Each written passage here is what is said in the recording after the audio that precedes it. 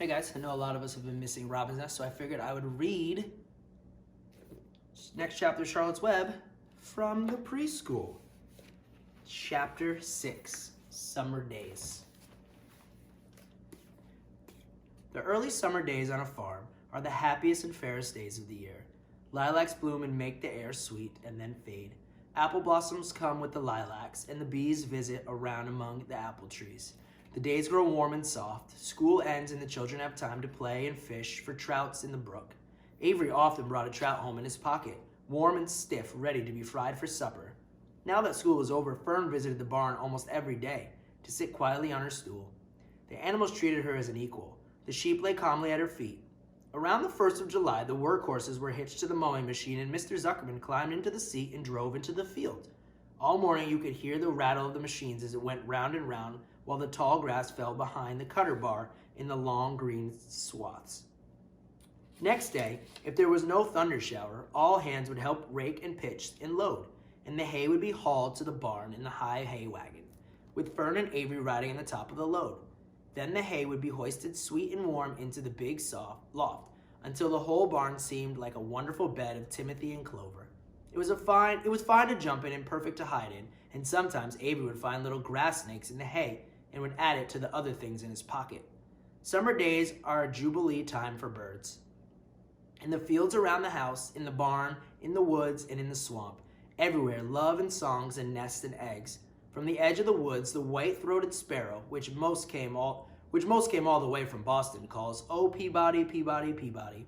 On an apple, the phoebe teeters and wags its tail and says, "Phoebe, Phoebe." The song sparrow, who knows how brief and lovely life is, sweet, sweet, sweet interlude, sweet, sweet, sweet interlude. If you enter the barn, the swallows swoop down from their nests and scold. "Cheeky, cheeky, cheeky," they say. In early summer, there are plenty of things for a child to eat and drink and suck and chew. Dandelion stems are full of milk. Clover heads are loaded with nectar. The frigid air is full of ice-cold drinks. Everywhere you look is life. Even the little ball of spit in the weed stalks, if you poke it apart, had a green worm inside it. And on the underside of a leaf of the potato vine are the bright orange eggs of the potato bug. It was on one day, early summer, that the goose eggs hatched. This was an important event in the barn cellar. Fern was there, sitting on her stool, when it happened. Except for the goose herself, Charlotte was the first to know that the goslings had arrived. The goose had knew a day in advance that they were coming. She could hear their weak voices calling from inside the egg. She knew that they were in a desperately cramped position inside the shell and were most anxious to break through and get out. So she sat quite still and talked less than usual. When the first gosling poked its gray-green head through the goose's feathers and looked around, Charlotte spied it and made an announcement. "I am sure," she said, "that every one of us here will be gratified to learn that after 4 weeks of unrelenting effort and patience on the part of our friend the goose, she now has something to show for it. The goslings have arrived. May I offer my sincere congratulations." "Thank you, thank you, thank you," said the goose, nodding and bowing shamelessly. "Thank you," said the gander. "Congratulations," shouted Wilbur. "How many goslings are there? I only see one." "There are 7," said the goose. "Fine," said Charlotte. 7 is a lucky number." "Luck had nothing to do with this," said the goose. "It was good management and hard work." At this point, Templeton showed his nose from his hiding place under Wilbur's trough. He glanced at Fern and crept cautiously toward the goose, keeping close to the wall. Everyone watched, for he was not well liked or trusted. "Look," he began in his sharp voice. "You say you have 7 goslings. There were 8 eggs. What happened to the other egg? Why didn't it hatch?" "It's a dud, I guess," said the goose. "What are you going to do with it?" continued Templeton, his little round beady eyes fixed on the goose. "You can have it," replied the goose.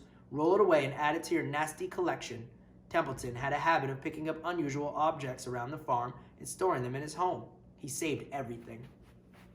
"Certainly, said the gander. "You may have that egg.